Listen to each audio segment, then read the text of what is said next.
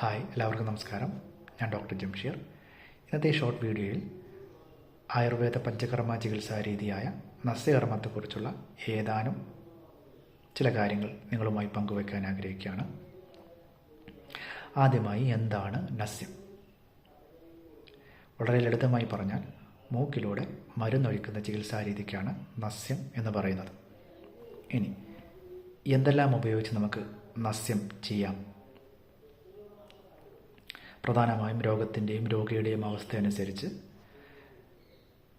എണ്ണ, നെയ്യ്, ചൂർണങ്ങൾ അഥവാ പൊടികൾ, നീര് അഥവാ സ്വരസം ഇവയെല്ലാം ഉപയോഗിച്ച് നമുക്ക് നസ്യകർമ്മം ചെയ്യാവുന്നതാണ്. ഇനി നസ്യകർമ്മങ്ങൾ എന്തിനാണ് ചെയ്യുന്നത്, അഥവാ നസ്യം കൊണ്ടുള്ള ഗുണങ്ങൾ എന്തൊക്കെയാണ്? പ്രധാനമായും നമുക്കത് രണ്ടായി തരംതിരിക്കാം. ഒന്ന് രോഗത്തിൻ്റെ പ്രതിരോധത്തിനും മറ്റൊന്ന് രോഗചികിത്സക്കും. അതുമായി രോഗചികിത്സയ്ക്ക് ആയുർവേദ ഗ്രന്ഥങ്ങൾ പ്രകാരം ഊർധ്വ വികാരങ്ങൾ അഥവാ കഴുത്തിന് മുകളിലേക്ക് വരുന്ന അസുഖങ്ങൾക്കാണ് നസ്യകർമ്മം പ്രധാനമായും ചികിത്സാരീതിയായി നിർദ്ദേശിക്കപ്പെട്ടിട്ടുള്ളത്. അവയിൽ ചിലത് ഞാൻ നിങ്ങളുമായി പങ്കുവയ്ക്കാം. അതിലൊന്നാമത്തേതാണ് തലവേദന. ഇന്ന് സമൂഹത്തിൽ ഒരുപാട് ആളുകൾ ഈ ഒരു ബുദ്ധിമുട്ടുമായി നടക്കുന്നവരാണ്. പ്രത്യേകിച്ച് ടെൻഷൻ കൊണ്ടുള്ള ഹെഡേക്ക്. തലവേദനകൾ പലവിധമുണ്ട്.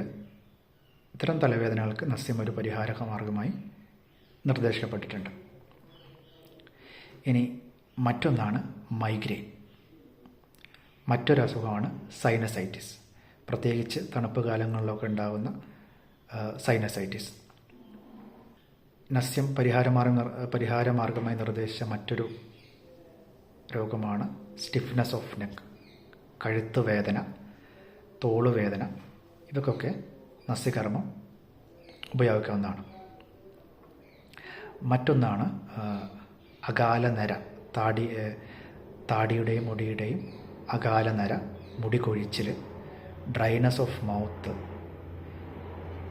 പിന്നെ ഒട്ടനവധി മാനസിക രോഗങ്ങൾക്കും നസ്യം ഒരു പ്രതിവിധിയായി നിർദ്ദേശിച്ചിട്ടുണ്ട്.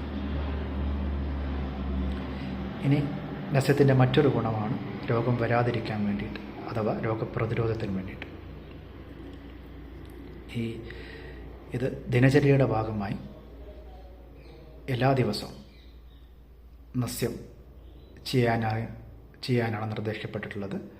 പ്രധാനമായും അണുതൈലം, തിരതൈലം തുടങ്ങിയവ ഇതിനായി ഉപയോഗിക്കപ്പെടുന്നുണ്ട്.